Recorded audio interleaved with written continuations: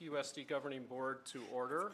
We have 3 members in attendance currently, so we do constitute a quorum, Ms. Robertson, Mr. Goligoski, and myself, which is a quorum of the board. At the current time, Ms. Woods and Ms. Kahn are not here yet.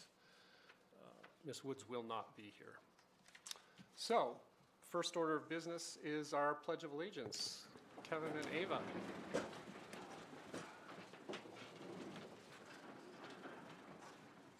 I pledge allegiance to the flag of the United States of America and to the republic for which it stands, one nation, under God, indivisible, with liberty and justice for all.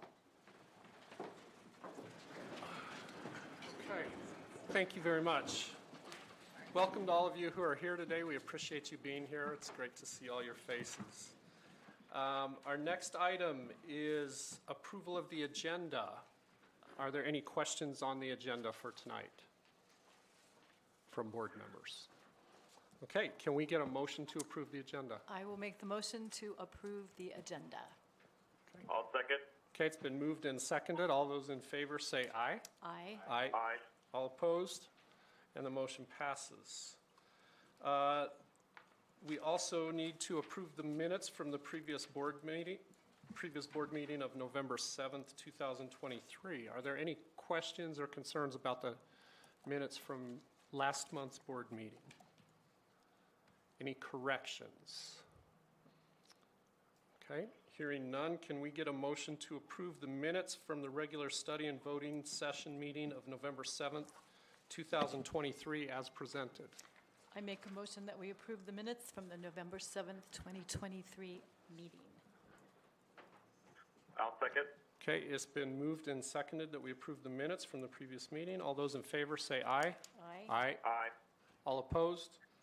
And that motion passes. Thank you. Our first presentation tonight is from APS. Ms. DeVille, you're up. Or I'm not sure if you're, I'm sorry. That's okay. I'm not Ms. DeVille, but But I'll step in. Thank you, President Freyer, and the esteemed members of the board for having us tonight. My name is Becky Rudd, and I'm the Northwest Key Account Manager for APS. And we just wanted to come and thank you for your partnership that you have with APS. It means so much to us, and I just wanted to introduce the members of our team that work so closely with Prescott Unified School District. We have Darla DeVille, who is our Public Affairs Manager. We have Frank Sanderson, who is the Director of Transmission and Distribution for the Northwest area. And then we have Tony Majors, who is our APS Solution for Business Outreach Manager.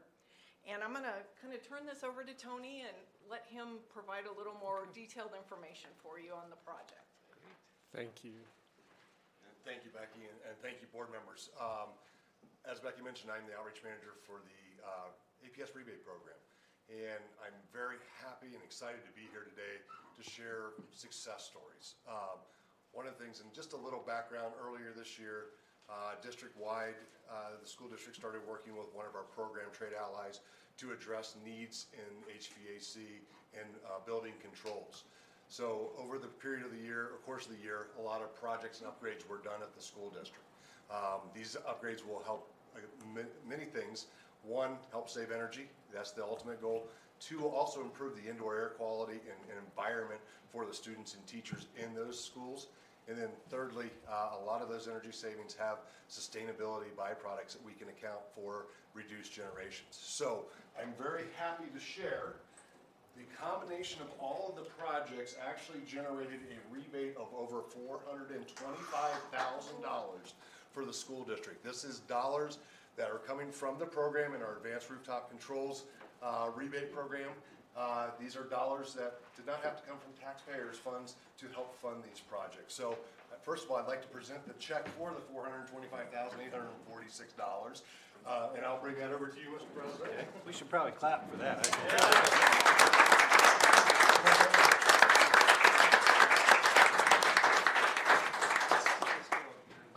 You want to come around? Yeah, we'll okay, go sounds good. Andy, would you like Well, I have something else to bring too, so I can do it. I can bring them both if you'd like. We'll hang out right here. Okay, well, the other thing I have here is, again, with the associated energy savings from these projects, we can attribute back to reduced generation needs from the APS. So with that, we can actually account for, these projects equate to 35 million pounds of CO2 reduction from reduced generation. That's a huge amount, right? Equivalency of 34,000 trees being planted and 8.9 million gallons of water being saved annually from these projects. So again, these, not only do we have the financial side of things, but we also have the sustainability side. So this, I'm going to have the project achievement certificate and also the big check. Great.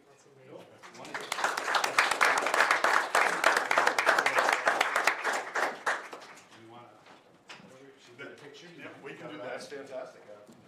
Usually when we get the novelty picture. checks exceeding $400,000, we get a pretty good picture. Pretty good. If it's all right, I'm going to have our Chief Financial Officer, Brian Moore, be a part of this. He's been the main conduit of information back and forth.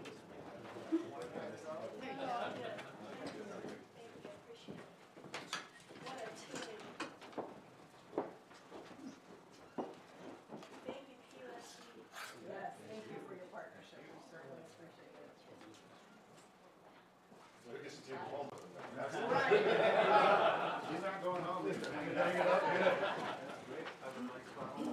Yeah, perfect. Thank you very much. Appreciate it. We have a really good stand. Thank you, Becky. Yeah. Thank you. Absolutely. Thank you, Frank. Actually, what I'm going to do, I'm going to put them both right in front so that Oh, you can see perfect. them for the rest of the time. Okay. If that's all right. Just leave them against front. APS, thank you so much Okay. for your partnership with us. Not only are we super excited about this piece for the environment and for our community, and this piece helps us a ton, of course, because we don't have a lot of extra dollars, and this makes a big difference. But we're very enthusiastic about the ongoing energy savings and the cost reduction that represents for us and helping us give more dollars into teachers, which means better education for our kids. So thank you so much. Perfect, thank you.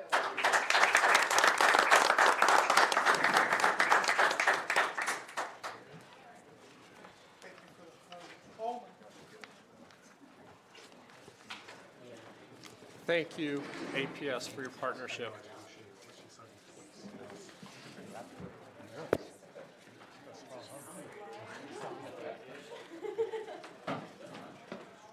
Okay, and for the record, Ms. Khan is with us now. With Thank you. every light red. Glad you made it. Okay, our next item is a summary of current events. Mr. Tenney. your Okay. report. I've got a handful of things that I want to go over, and as part of that, we've got some visitors here that we want to recognize as well. Sarah, as she usually does, is like 3 steps ahead of me on everything, and so I think the first thing, I'm going to show a picture up here, and Mr. Fair, maybe you can tell us what we're looking at here. So this was our PUSD Board Challenge Coin recipient this month, Janice Snyder, in the business office, and I think what I know of what she's done is stepped into a very difficult situation and pretty much kept things going while we had to transition. I don't know if you have more background that you want to share. Yes, yeah, I do. In our finance office, we had one of our key team members who actually passed away a few months ago, sadly, and we've been trying to support their family through it, but you're exactly right. It left a big hole for us, not only in terms of the great work that she did ongoing, but a number of reports that needed to be finished, things that needed to get to the state that we were in real trouble with. Janice had effectively that same role years ago, and she was still in town, and Brian reached out to her and said, could you help us out? And he got right through, could you help? And she said yes, and has come in, and for the last several months. Brian, how long has she been helping us now? Since the second week of August. Okay, yeah, for about almost 6 months, 5 months, has been helping us out almost every day, sorting through, the information that we needed to find that was left behind, and really just filling a really, really key role for us that we just love her. She's been great. And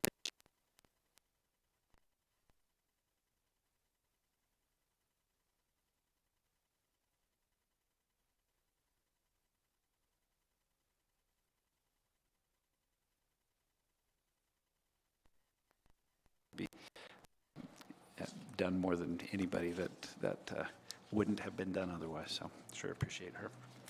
Okay, there's our first current event. Our second current event, we've got some folks here for this. So recently on Veterans Day, appropriately enough, there was a Veterans Day parade downtown, and 124 entries-ish, if I remember correctly. A lot of different community organizations and statewide organizations that came and participated.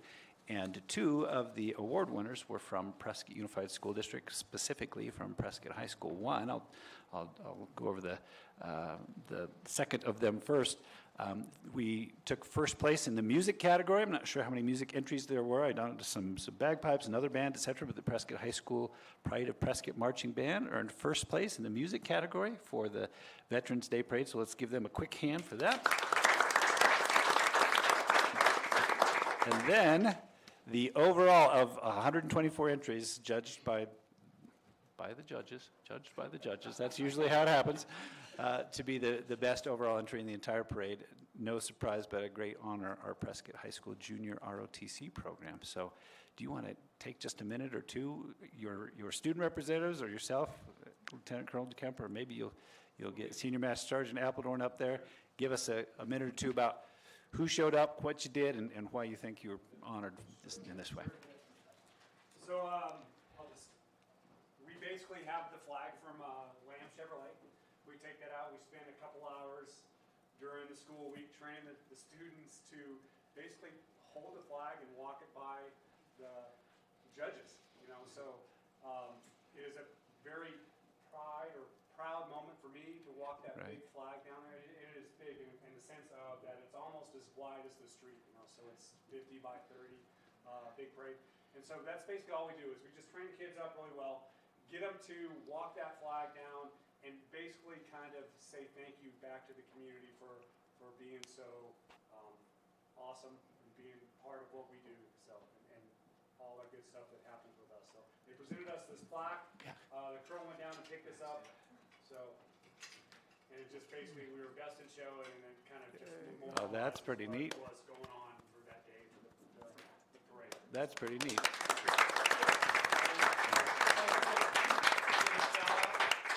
out to Lamb Auto Group. That 30 by 50 foot flag that we carried the first time a few years ago is incredibly heavy.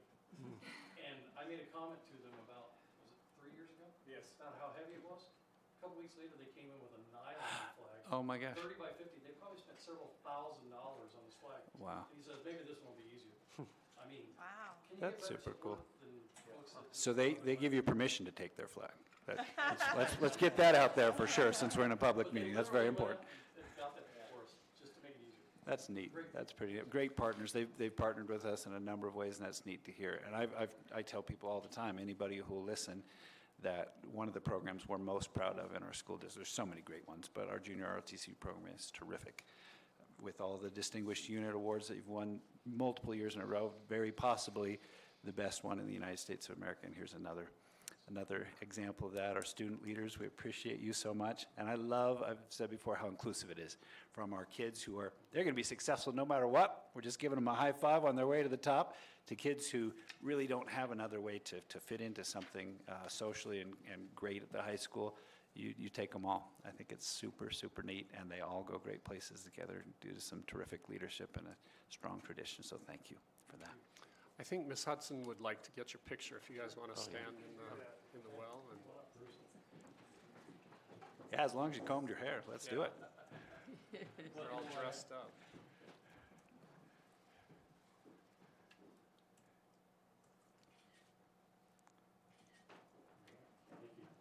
If you don't mind, sirs, we're going to slip to another meeting. Yep. Thank you for Thank you being so much. so Appreciate much. it. Appreciate it. Being here. Thank you. Fantastic. Thank you so much. Thank you. All right. And on our next slide, we have some photos of something that happened recently. You probably saw on the front page of today's paper that Mrs. Hudson over there did some great reporting on the completion and the key handoff for our Taylor Hicks Teacher Village. We're super excited about that. The board's been well informed on that, but if you have any questions that you want to ask about that, I think we're in good shape, and Mr. Binder's been doing great work at getting some folks in just in the short term to use this year, and of course then it'll be a major recruiting tool for us going forward. Really appreciate our partnerships with so many people, APS for sure, and engineering firms in the city of Prescott, and just so many folks who stepped up and said, that's cool, I want to be a part of that. Okay, very good. And this last week, I had a chance to do something that goes on in a lot of our schools, a great assembly, bringing kids together. Ava's got a nostalgic look on her face. She probably remembers when she was there before she was singing professionally. She was singing on an amateur level for all of us with her second grade classmates, and there's today's second grade classmates singing. So that was super neat to be a part of. I also, while I was there, stopped and, you know, we've been talking about, we had a trust that had a component that failed in the building, and we've been all over that, making sure that kids and staff are safe, and that's what it looked like a couple of days ago, looking up at the roof of that's the library. Do you recognize that, Ava? That's the roof of, or excuse me, the ceiling of the library, and you can see the roof through there. And fortunately, we're back in business, getting books out to kids. The top picture is our librarian, Miss Meekum, who is going in. She's cleared to go in safely. We can't have kiddos in there, but we can have adults in there safely, and she'll get bunch of books, put them on carts, go around to classrooms. She's going above and beyond to make sure that we don't miss a beat in terms of educating kids while we work on the newest of all of the buildings we have in the entire district, which is doing what all things do, which is start to get old. Okay. And our next slide, this is our Student Safety Officer Program. Mentioned this as well in my recent board support, but for the public's information, we received a grant from the state to supplement the law enforcement officers we already have at Mile High Middle School and at Prescott High School, full-time student resource officers with a student safety officer. So these are off-duty, in both cases, I believe, Prescott Police Department officers who are there for 5 days a week. We've got them there for several hours helping out because of this grant, and it's super neat. Again, it's a safety piece, of course. Parents appreciate that, staff appreciates that, but it's also just a really neat opportunity for kids to learn that the police are our friends. They're the folks that are here to help things go really well. My wife teaches at Discovery Gardens Preschool on the Taylor Hicks campus. She's got a little guy in her class who's a non-native English speaker, and she's doing her best to connect with him, but it's slow going. He's interested in all kinds of things at once, all the time. When the police officer came in, he was a Spanish speaker in addition to an English speaker, and immediately made a connection. And this kid, for the first time, was like, "What? Somebody can talk. Somebody around here can actually talk. This is great." And it was a neat connection that he made with that kiddo as well as all the others. They were checking out the flashlights and, no, that's the taser. Don't touch that. Things like that. So it was pretty neat program. And then our last thing, I think, I don't have a picture for, but I've mentioned to you, I've had the opportunity to do multiple public presentations just this last week. I think 6 of them as a district admin team group. We went to our schools, did 3 different presentations last week. I presented to a couple of community organizations, then had the first of the superintendent sharing and listening sessions that we talked about that we're aiming toward in this semester, and I've gotten going on that. So there's some good current events from me. We probably have some others. Okay. I'll be quiet now. Great, thank you. Governing board members. Info. I had the opportunity to go to the Abaya Judd presentation as well, and it always makes my heart soar when I hear kids singing.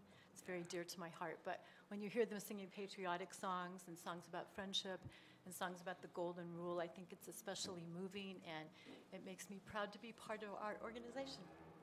Pretty neat. Thank you.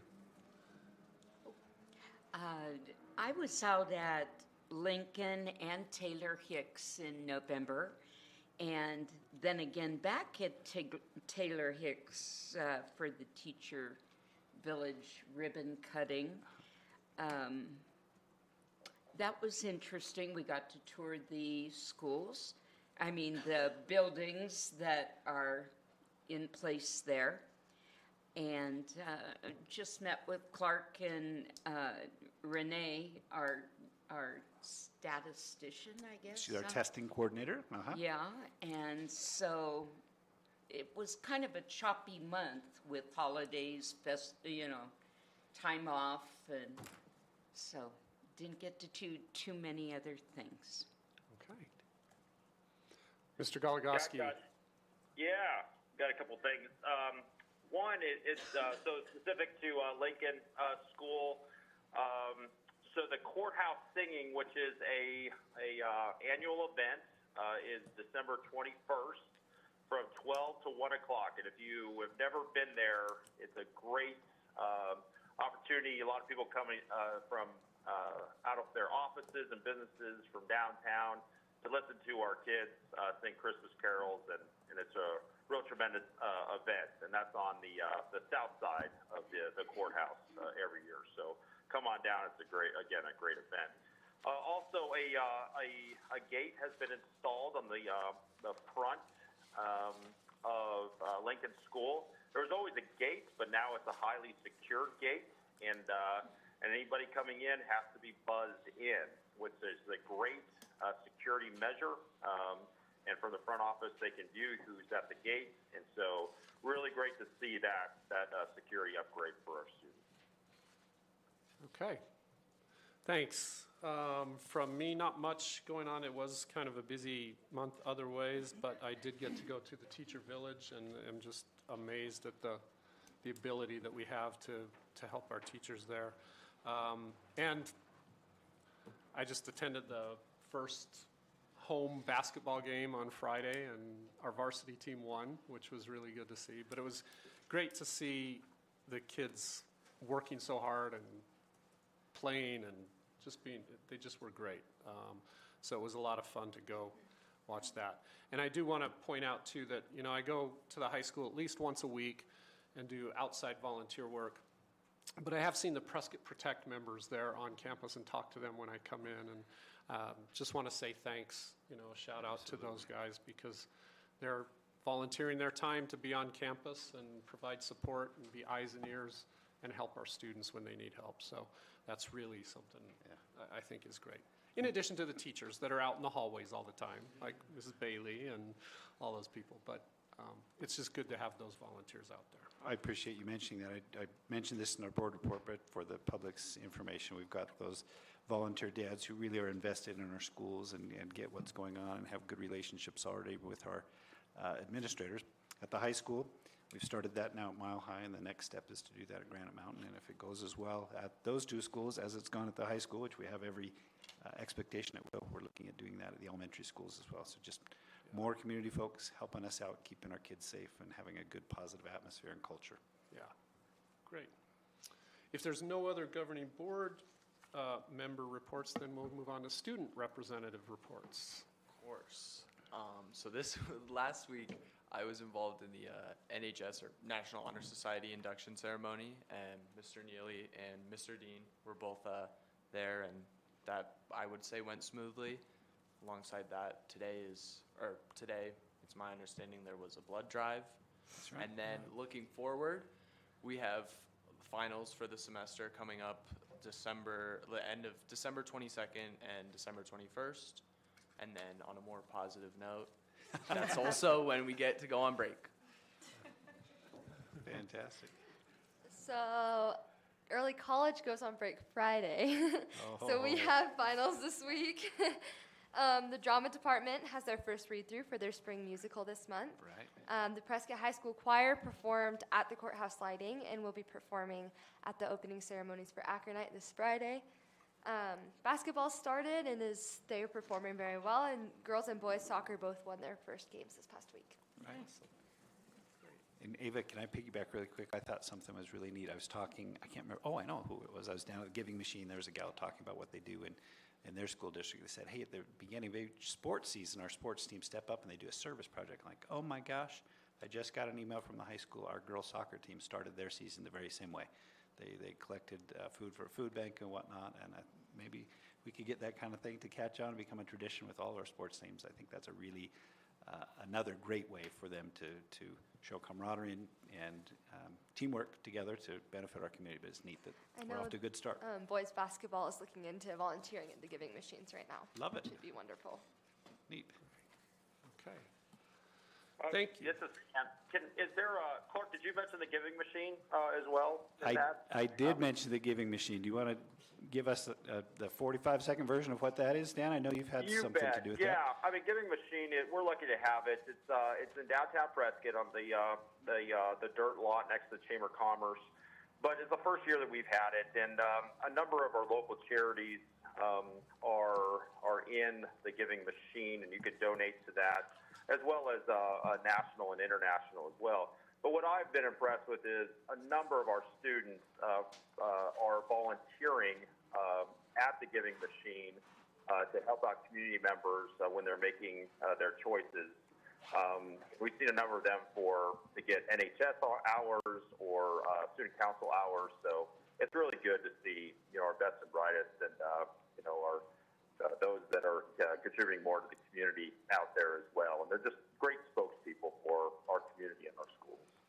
Yeah, that's neat, Stan. I appreciate you mentioning that. I was down there about 40 minutes ago. I took a walk right before our board meeting so I can make it through the evening here without nodding off, and happened to walk by, and you're exactly right. We had one of our Prescott High School students down there volunteering, and another PUSD family with 3 or 4 of their kids came up, and their mom had said, yeah, you can choose anything under $40, and we'll make a donation to those. So anyhow, kind of neat how it's bringing our community and our school district together in a lot of ways, and thanks for your leadership on that, Stan. I will be there Friday afternoon and Saturday night. If anyone wants to stop by, I'll be there to help. Nice. All right. Nice. Great. Volunteering or singing or both? Singing. Okay. Very good. Great. All right, if there are no other reports, then we'll move on.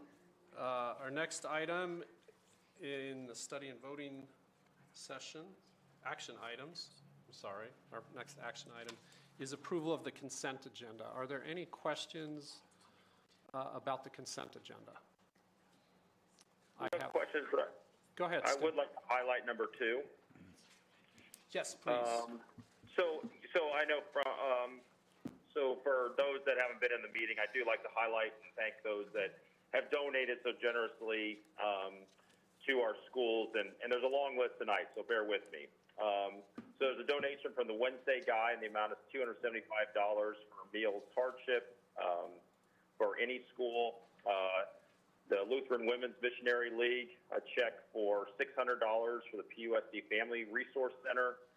Signal Hill Petroleum, $63.54 to Prescott High School Athletics. The Half Century Club, PHS Half Century Club, and check amount of $300 for the JROTC program. Sheila Mangarelli, PLLC, a check in the amount of $1,000 to PHS Roof Street Players Club. Kristen Patterson, $500 for the PHS Roof Street Players Club. Dental Mangum, Mangum Dental, $1,000 check for the Prescott High School Roof Street Players Club.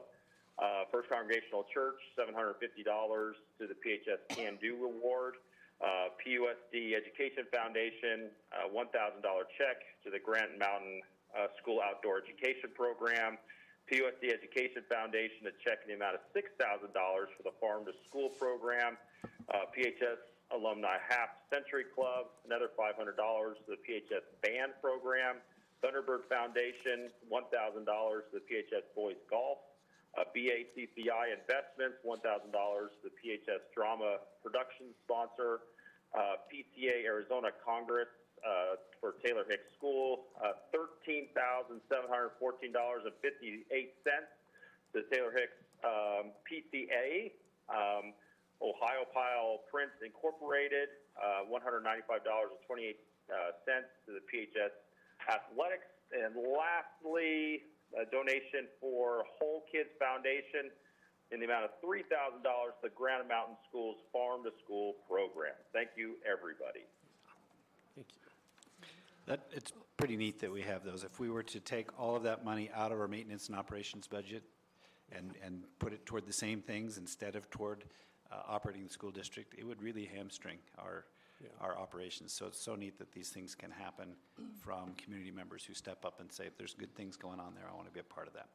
And I think what's truly amazing is this is this month's Yes. donations. Yeah, great point. And this is 1 month. Right.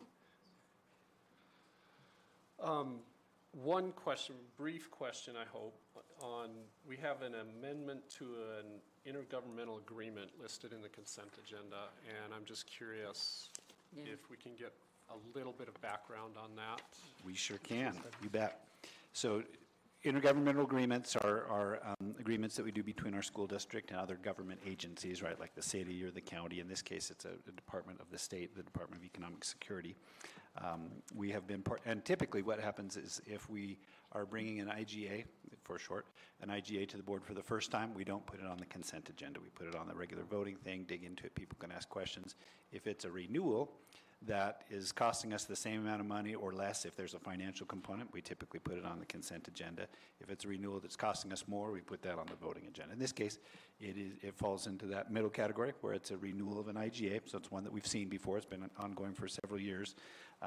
We have, as part of our special education department, particularly at the high school, but it also filters down to the middle school, a transition students to work program. So it's students who have different learning issues and whatnot that are part of our special education program, and giving them opportunities to explore career options and to do career preparation training as part of our program. And the Department of Economic Security helps partner with us to pay for that program, and this IGA confirms that, reconfirms that year after year, and we're actually realizing a savings of, Sarah figured it out for me because Sarah's fantastic, $10,532.41 over what our cost was last year. So our cost sharing is going down, and that's why it's on the consent agenda, but I appreciate you asking about it and bringing it up. Do you have other questions about that? Nope. I don't. I appreciate knowing that it's a reduction in the amount. That helps to understand. Absolutely. There's $10,532.41 I can use to give toward raises when the spring comes. All right. Thank you. Are there other questions about the consent agenda? All right. Hearing none, can we get a motion to approve the consent agenda as presented? So moved. And I'll second that. It's been moved and seconded that we approve the consent agenda as presented. All those in favor say aye. Aye. Aye. Aye. All opposed? And that motion passes. Okay. At this point, since we have a discussion on the budget, I need to entertain a motion to adjourn or recess this meeting to enter a public hearing since we have a budget item on the agenda. So can we get a motion to recess our meeting? I'll make the motion to recess the meeting at this point. Second. It's been moved and seconded that we recess this meeting to enter a public hearing. All those in favor say aye. Aye. Aye. Aye. All opposed? And that motion passes. We are recessed. Ms. Torres, are there any speakers that have signed up? Okay. So we're hearing no speakers. Do we need a motion to? So with no speakers, then we have no public hearing. We need to have a motion to adjourn the public hearing and to enter our regular meeting. I will make the motion that we adjourn the public hearing and go back into our regular session. Second. Okay, all those in favor say aye. Aye. Aye. Aye. All opposed? And that motion passes. We are back in our public hearing. Study and voting session, item number 1 is consider approving the fiscal year 2024 budget revision as presented. Mr. Moore, you are on. All righty. Part of the budgeting process, which kind of went through the cycle many times. For this one, I won't reiterate it. But one of them is stipulated in statutes when you do your adopted budget, which is a best estimate of how many students we're going to have, because we operate in current year funding. So we need to project how many kids we're going to have. And then if more show, we do get that budget capacity through a revision. But if not as many students show up, then we need to reduce our budget down. December's budget revision is in statutes if you're off by 1%. And for us, 1% is just over $300,000. Now I can say we have a budget revision in front of us, but we're not 1%. We're like 0.3%. We're only $80,000 away from what our adopted budget was. The reason why we have to bring this in front of you is a little bit of a flawed timeline that the state asks and tells us we have to do this. In statute, it says that you have to notify districts if they have to do a budget revision in October, But unfortunately, in October, not everything is done being figured out from the previous year, specifically what our carry forward was. So in July's adopted budget, I estimated our carry forward was going to be about 3.6 million. We're still paying bills all the way through August 30th. It turned out to be about 4.2 million. So that was 600,000 that. So with that being said, all of these components are in place, and they say you need to do a budget revision in October. And then more information is found out once the AFR is done, and they then know exactly how much our spending was last year. With that being said, if they were to have put that notice out 30 days later, we wouldn't have to do a budget revision. And I called the Auditor General and I said, this doesn't make any sense. I'm within $80,000 of the adopted budget. We're under the 1%. And Ryan at the Auditor General said, I'm sorry, but it doesn't matter. Statute says we have to notify you by October, even though we don't have all the information. And even though you now have the information and you're under the 1%, you still have to bring the budget to the governing board at the December's meeting, have them vote on it. And this is our first revision, and we'll bring another revision to you by also mandate in May. So the budget revision is in front of you. It represents our accurate ADM for this year, and we're within 80,000 of what our adopted budget was. Out of a total M&O budget of 30 plus million. M&O 32 million, I believe. Yeah. So the state asked us to guess. Brian's really darn good at guessing is the upshot here, but we do need to bring it to you. And if poor Kevin or Ava were thinking 30 minutes ago, you know, this is kind of cool. I might do public service one day. Right now they're thinking, no, not so much. I fought the good fight not to have it brought to you. And one of the reasons, just to be transparent, is a lot of times budget revisions, and someone who doesn't know school finances, mine, thinks that there was mismanagement of money and or you don't know what you're doing, but that's not what a budget revision within Arizona school finance means. It's because they make you have an estimate. You set your tax rate based on an estimate. Your estimate will not be right unless, you know, you're lucky to the point where you'd win a lottery of, you know, you bought a ticket. So budget revision number 1 is in front of you. The biggest difference is our carry forward went from 3.6 to 4.2. That's about it. Does the ADM affect that? Yeah, I'm seeing that has gone up. Yeah, so our high school ADM has gone up this year. Okay. And it goes through a first round of multiplying, and high school has the highest multiplier because high school students are more expensive to educate. Our elementary is down, but because of that higher multiplier, it actually washes out pretty evenly. Where we are down is our Group B weight, in which we get more money for students that are grades K through 3, if they're ELL, but that bulk of that Group B weight has to do with special education. We are down ADM in that category, about 90 ADM. Now the 90 ADM constitutes probably only 11 or 12 students because their high weighted eligibility category is times 6, times 5. So because we're down some high weight ADM eligibility categories, we're down about 700,000, but our carry forward made up for that, making it a net almost 0. Okay. Under the 1%. Yeah. Technically, you shouldn't have to vote on this tonight. This is a good reminder of the important concept that our actual enrollment and ADM correlate with each other, but they are not the same thing. We've had some people who have been vocal in the community who have said, I've been tracking your ADM and you're up or you're down. That it doesn't equal our enrollment, but it correlates in the ways that Brian just explained, which made most of our minds go numb, but if you're following it, it's important. Okay. Are there other questions about the revised budget? I have one. Yes, Linda. On the funding page. That's the discussion item after the voting. Oh, okay. Yes, this is the revised budget for the year. It's not included. That is not. Okay.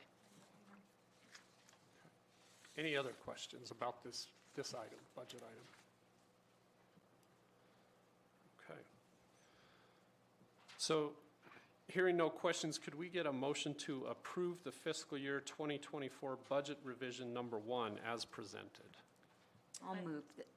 Sorry. Go ahead. I'll make that motion.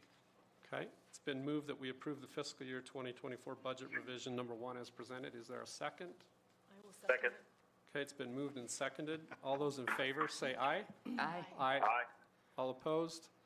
And that motion passes. Thank you. Thank you very much. You'll see this again in May, Okay, at the end of the year. okay. Our next item is to consider approving 3 career and technical education courses at Prescott High School. Ms. Bailey. Hi, good evening. Hi. My name's Tiffany Bailey. I'm our CTE director at Prescott High School, and I'm short. So I'm here this evening to ask for your approval to approve 3 new courses. 1, stagecraft, 2, law and public safety, and then our 3rd is our early childhood education course. Stagecraft and early childhood education are essentially existing courses. We will just switch them over into the CTE category. And then our new course would be law and public safety. And that would be 1 section taught next year at Prescott High School with the hopes of turning it into a 2-year program, because all CTE programs are ultimately 2-year programs. So we would have a goal to move forward and to build the program. Students completing that course, passing their TSA, Technical Skills Assessment, would also have the opportunity to end up with what we call our industry certifications or credentials. And so we have 2 options, which would be ultimately a public safety dispatcher and a security guard certification. So that's regarding the law and public safety course. In stagecraft, students would work towards earning their OSHA 10 construction industry certification, which is what they would end up after 2 years. And that's partly because students are literally constructing the stages that Mr. Neese would use in the various productions. So they're, we'll be purchasing saws and whatnot, and the safety measures surrounding using that. And then for early childhood education, upon successful completion, students would end up with several options for industry certifications. The biggest one would be the paraprofessional praxis certification, and then under that would be, I think it's certificates regarding bloodborne pathogens, child find certification, CPR, AED usage, first aid, food handlers certificate, and understanding that they would now be mandatory reported child abuse and neglect reporters. And then, of course, we look forward to partnering with Discovery Gardens campuses for our work-based learning and any apprenticeships moving forward with that. So it seems like a pretty sweet deal for any students interested in these. Currently, our stagecraft and our early childhood education courses are full, so that would be an easy transition. And then I would work closely with Mr. Neely and our counseling department to get students into that law and public safety course as well. Looking to 20, 25 students would probably be our goal for next year. Any questions? Any questions? You already have teachers lined up for these, and Yes, ma'am. So stagecraft, it would be taught by our current technical theater teacher, Mr. Neese. Early childhood education would be taught by Loretta Halford. And then I will work closely with Prescott Police and our school administration to work to find perhaps a retired law enforcement or ex-military type person that would have that time available to them. It's kind of a tricky deal. It's a 1-hour course, perhaps an hour of prep. So we'd have to find somebody that's available, that works in their schedule. I have several lines on quality people that are excited to get involved. So once approved, that will give me the green light to move forward and and find this law and public safety instructor. Do you know?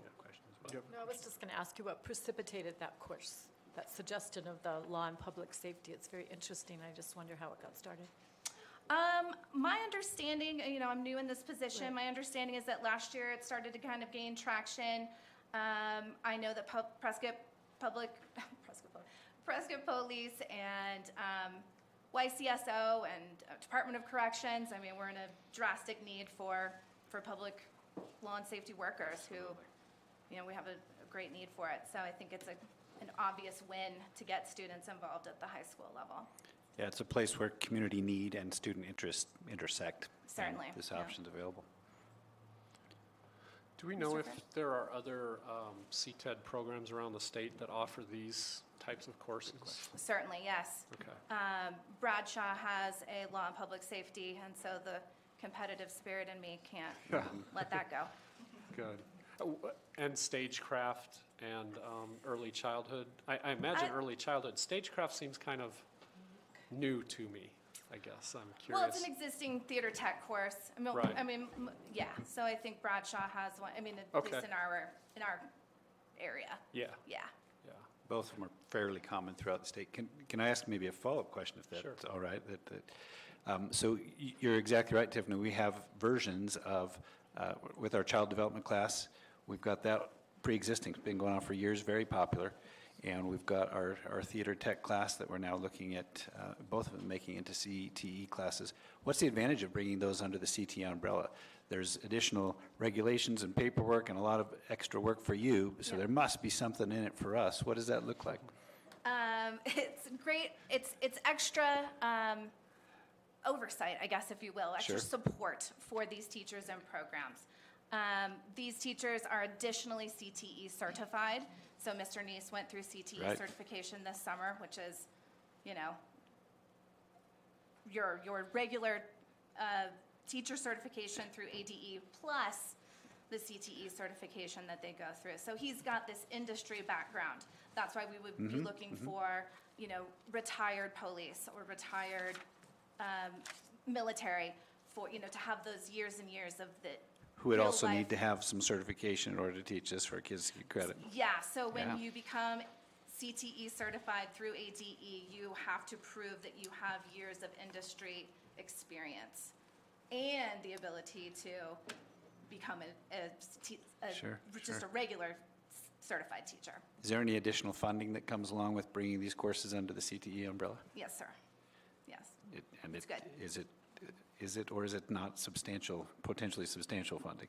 Substantial. Yeah, so it's a Yes. great thing. It's a couple of things we've been already doing that now we're partnering with our CTED district and opening official lines into industry for both of those and getting some additional funding from the state. And so Yes. it's just a win-win-win all the way around. Totally a win-win. I love that you've gotten with Mr. Neely and with our CTED district and are bringing these to us. Yeah. I'm just curious if Kevin or Ava have any questions, since this is a really specific course, student type of a program.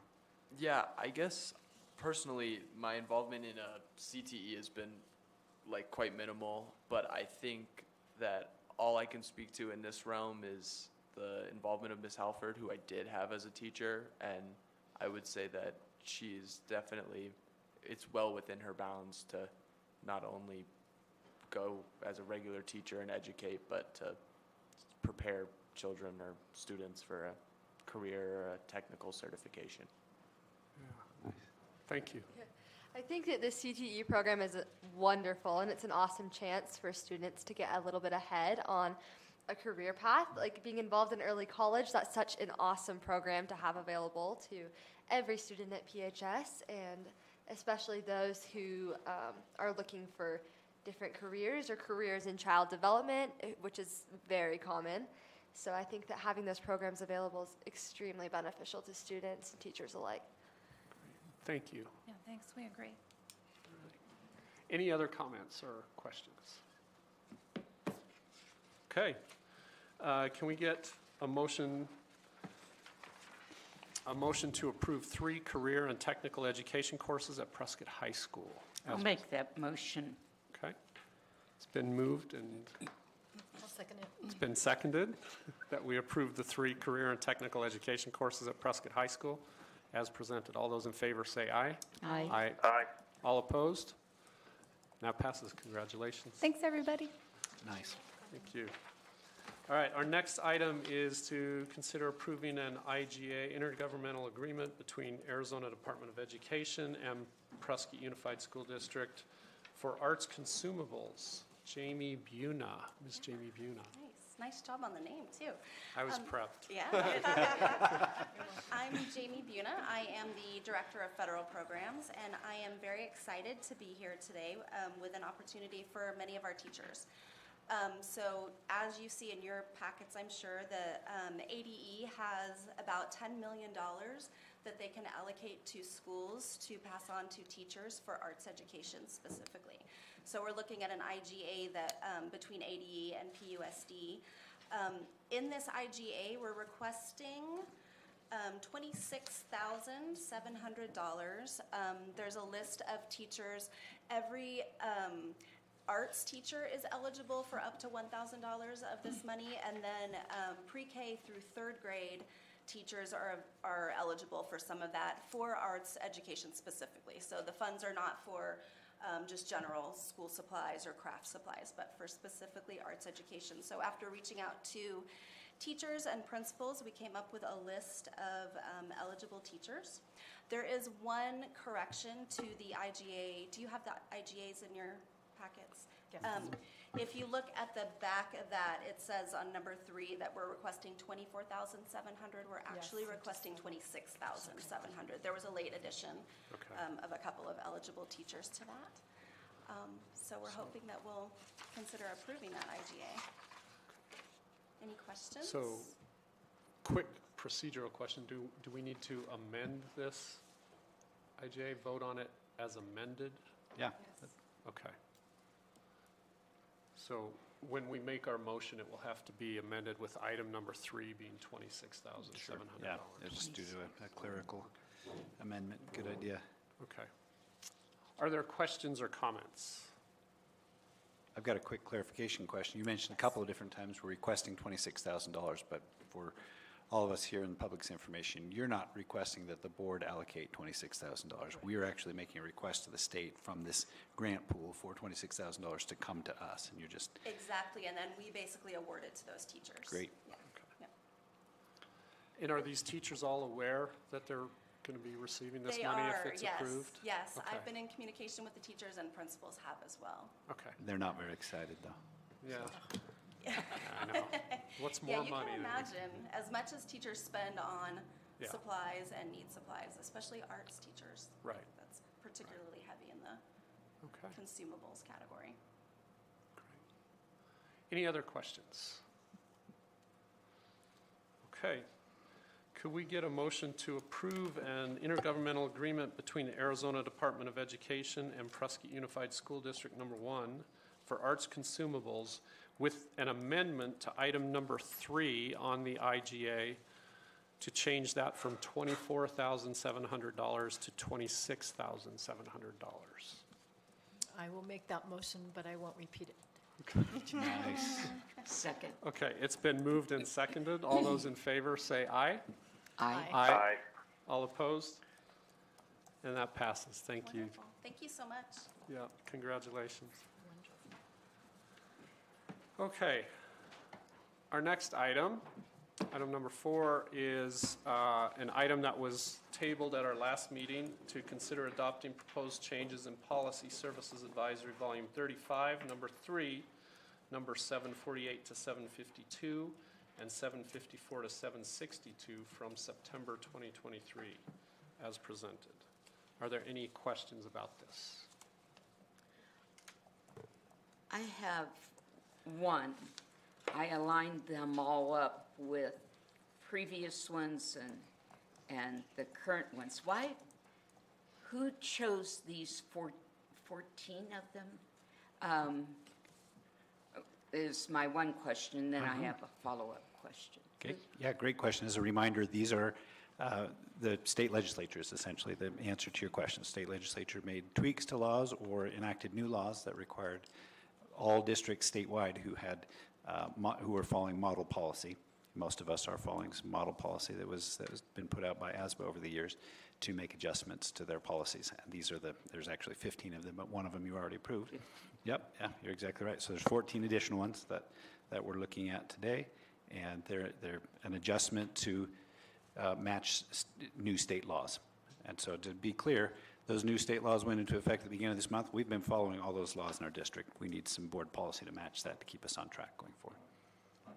The one I had questions about, there's no authorship on things like this, and these white papers seem to circulate a lot. But now, who devised this?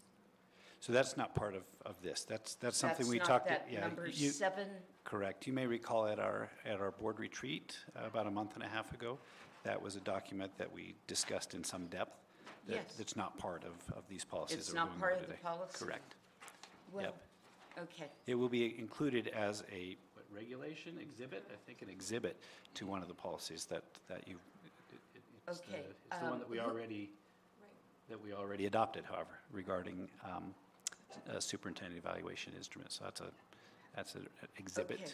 As part of that. Whoever creates these, I know, Sarah, you had put updated in the date that all the other ones were modified, but there's nothing in here. So anytime we accept any of these, I'd like to have somebody's initials on them and the date that they changed. This one didn't change, so I don't know where it originated. It's actually not part of the packet at all. Just to clarify, as part, again, what we talked about and reached a consensus on as a group that would be procedural, that we would use and to clarify what the roles of the superintendent and the roles of the governing board are. It's not part of our policies. But it is included in the policy manual that we get, the onboarding kind of a thing. So I'm just asking for authorship. Sure, okay. Okay. Yeah. We can do that. Are there other questions about this policy package? Okay, if there are none, then can we get a motion to adopt the proposed changes in Policy Services Advisory Volume Number 35, Volume 35, Number 3, Numbers 748 to 752, and 754 to 762 from September 2023 as presented? I'll make that motion. Okay. Second. It's been moved and seconded. All those in favor, say aye. Aye. Aye. Aye. All opposed? And that motion passes. The next item, again tabled from last month, is to consider approving the superintendent evaluation instrument as presented. Again, this was tabled to give more time for input on changes to it to Ms. Torres. Have you received additional input? Okay. Are there any questions about this item? Okay, and since this was tabled, these last two were tabled, these are the same motions as last month. So if there are no questions, then can we get a motion to approve the superintendent evaluation instrument as presented? Well, then make that motion. Okay. I'll second it. It's been moved and seconded that we approve the superintendent evaluation instrument. All those in favor say aye. Aye. Aye. Aye.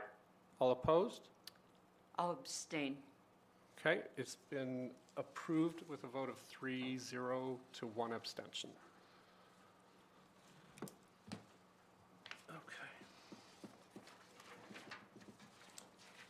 We have item number 6, proposed changes, review proposed changes to governing board policy BAA as presented.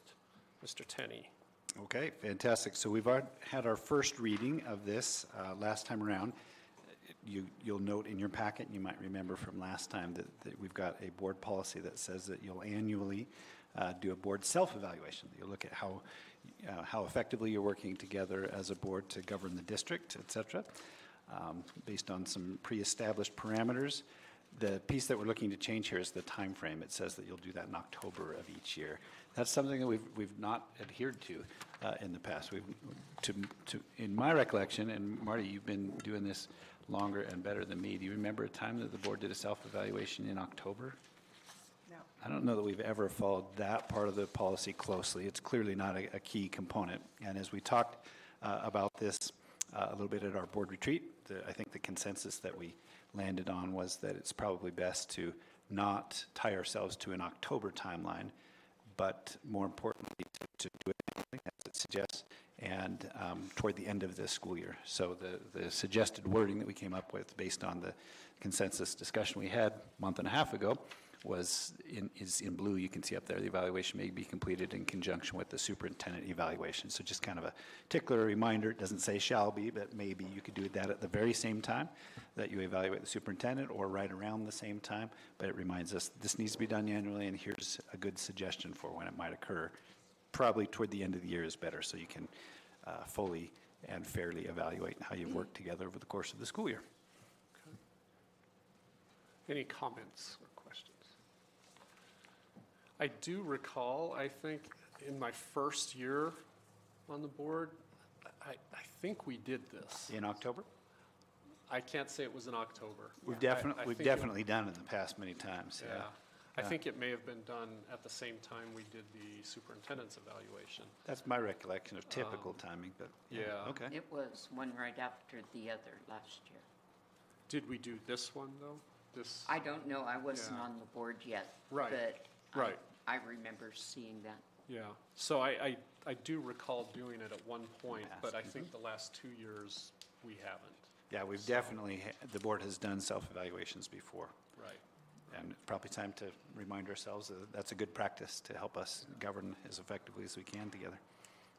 Okay. Any other questions or comments on this item? A question, I guess, and not to change anything, but would student representatives be involved in this at all? That is a great question. I'm confident there's an exhibit with this that's not showing right here because we're not looking at potentially changing that. We'd have to look and see if the wording, on which questions the wording is applicable to student governing board representatives. Right. But I don't see any reason why you wouldn't want to include them on the ones that make sense. Or potentially even create a specific Absolutely. student representative You could evaluation? definitely do that, and that doesn't even need board approval to change Right. an exhibit. So if there's pieces of an exhibit you wanted to add or change or adjust or whatnot, you could just do that by direction to Okay. your administrative staff. All right. That's a cool idea. I like that. Getting some formalized annual feedback from our students in that way as well. All right, if there are no other questions, then can we get a motion to approve proposed changes to the governing board policy BAA as presented? I make a motion that we accept the proposed changes to the governing board policy BAA as presented. Okay. I'll second. It's been moved and seconded. All those in favor, say aye. Aye. Aye. All opposed? Okay. And that motion passes.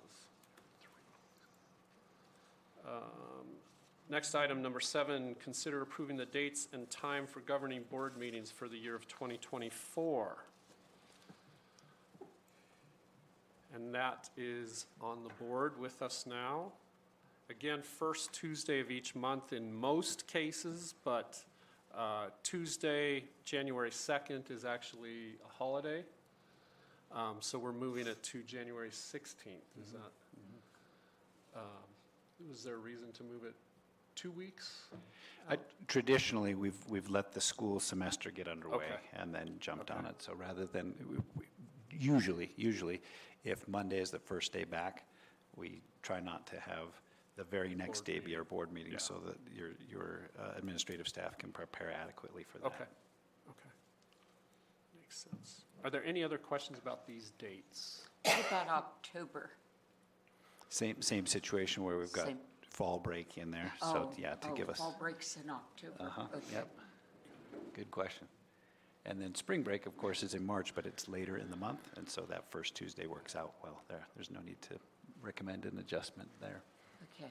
And I think the June and July dates revolve around the Yes. budget authorization Yeah. that we had to deal with this last year. Exactly right. Brian, do you want to speak to that really quick?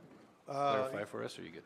Yeah, the June and July specifically revolve, and that's something that, that we've done. The one I wanted to mention was the October 15th. Did you mention that one?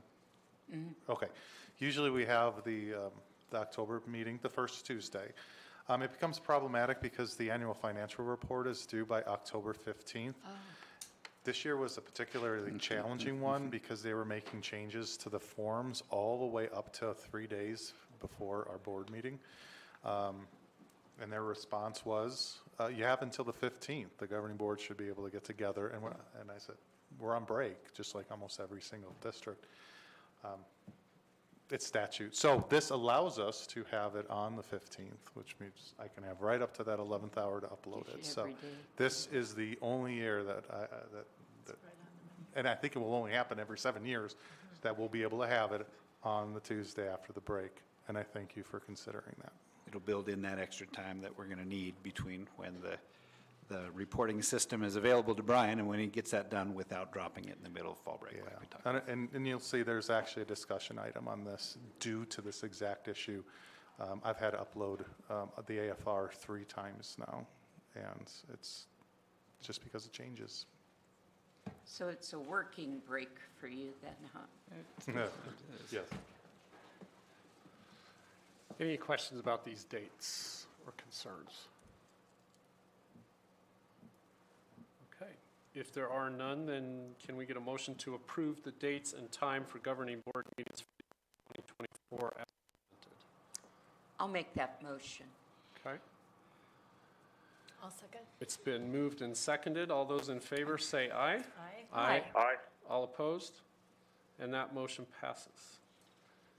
And we are into information and discussion items. Mr. Moore, your your school board summary budget report. Yeah. Linda, what would you like to ask about that? That's the report you held up. Can we get an itemized list of what the ESSER 3 funds have been used for? Because we have to use it by... All 4.6 million or just the million that we're spending, the last million?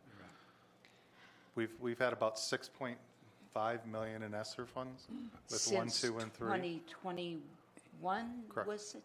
Can I ask We're a down to the clarification question? last. Brian, are you sure we're talking about the summary budget report, the first item in discussion, or have we moved on to AFR? No, this is the summary Okay, budget. good. that Thanks for Linda held clarifying up. for me. Because it has 3 line items, it has the ESSER report.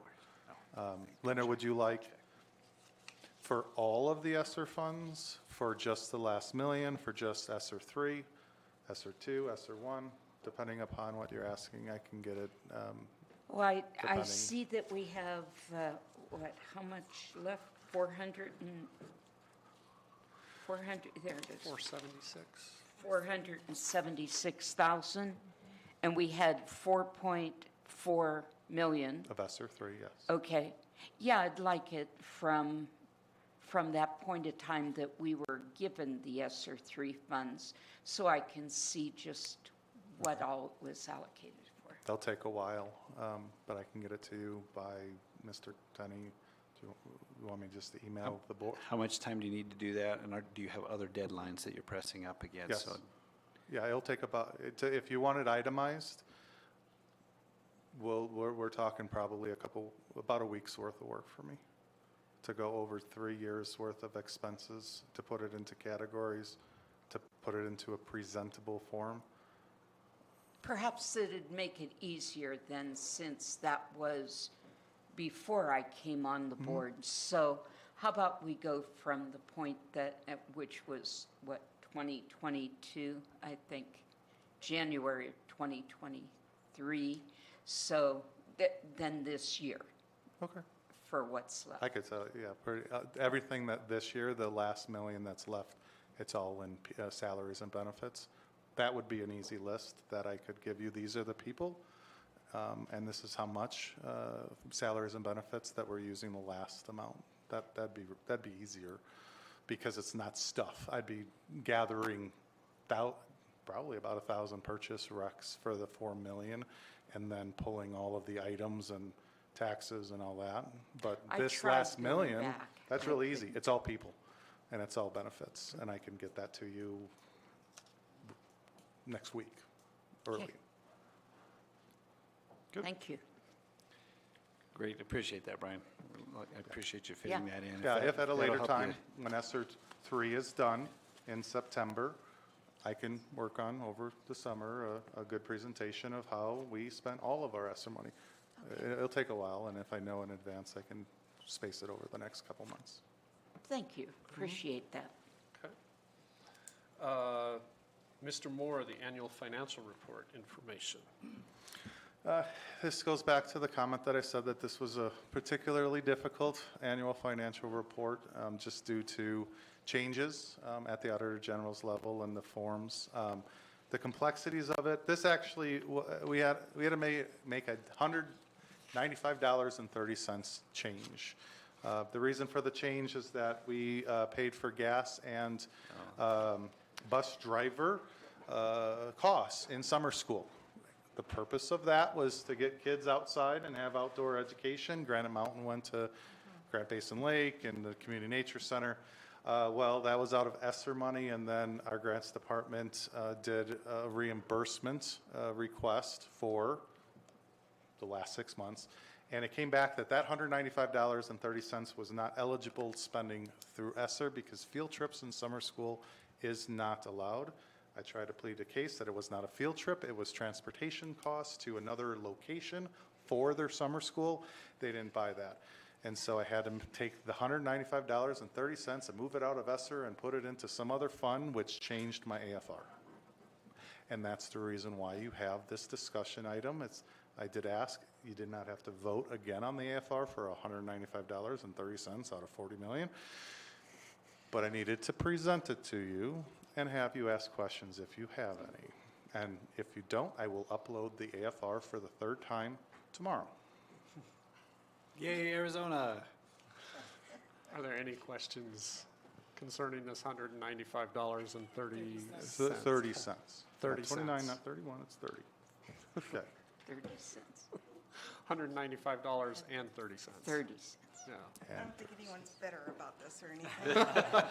Oh, it became a challenge with them saying no. So I called the boss's boss, and they still said no. All right. Any questions? Okay. Thank you, Brian. You're welcome. When the boss's boss says no, you know you're in trouble. Yeah. Our next item for review is proposed changes to governing board policies GCO and GCBDA. And this is our first reading, so this is not a voting item today. Mr. Binder. Yeah, these are 2 different policy revisions, unrelated. First one, GCO. Yeah. The first one, GCO, has to do with kind of the teacher evaluation process. For the most part, there's really not a whole lot of changes taking place here. What we found was, as the policy really walks through several steps that have to take place to work with a teacher who may be struggling and kind of work with them to get on an improvement plan. As we were looking at it, we realized there was some wording in here that referred to the teacher evaluation instrument that we no longer use. Several years ago, we switched the teacher evaluation tool, and it was still referencing that.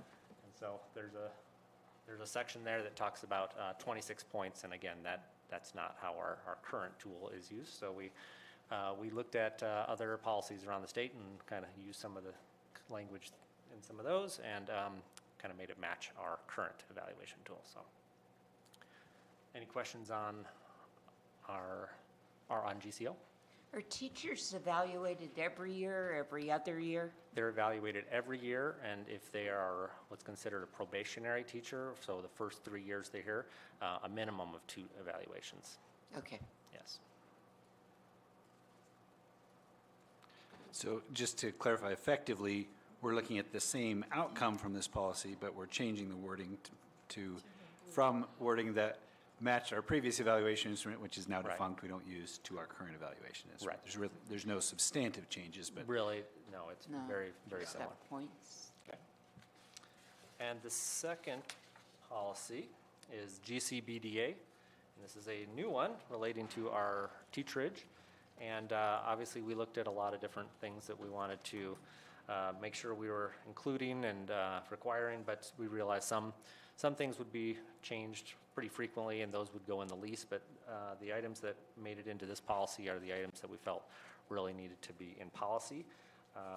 Specifically, things like, weapons on campus, drugs and alcohol on camp, or on, not on campus, on, well, yes, on campus, but on the housing. Which I think some of these have already been brought to the board last year. But we wanted to make sure these were all included in policy. So this is basically kind of an overview of what the district is overseeing. The lease will have much more detail for those people living in there.